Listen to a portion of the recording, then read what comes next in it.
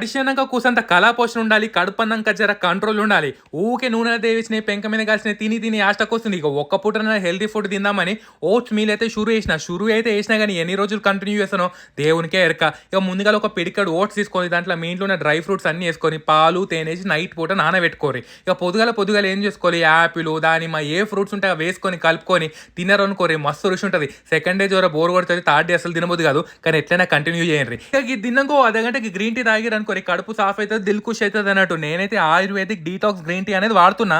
ఇది ఏంటంటే మన కళ్ళ ముందే ఇంగ్రీడియంట్స్ అనేవి అవుతున్నాయి. గ్రీన్ టీ, లెమన్ గ్రాస్, పసుపు, అల్లం అనుకుంటా. ఇక పొయ్యి మీద పెట్టే పని లేదు. ఉడుకుడుకు నీళ్ళల్లో ఒక చెంచానర గిరి వేసుకొని ఒక 5 నిమిషాలు దాన్ని వదిలేసారు అనుకోరి, మంచిగా దాని సారం అంతా పడుతుంది. డైరెక్ట్ వడబోసుకుని తాగొచ్చు.